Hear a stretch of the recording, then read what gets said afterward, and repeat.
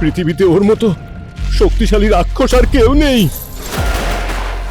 বাবা!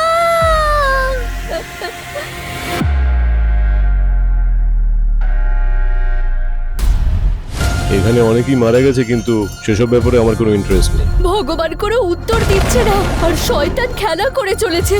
তিয়াং ঝিল এখন বিপদে আছে।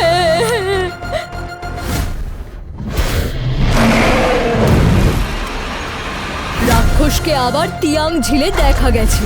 বাবা!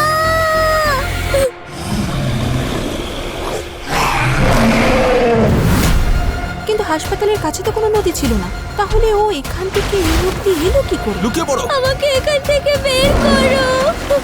ও ভেতরে এলো কি করে? এবার সামলাও। বাবা, আমার ভয় করছে।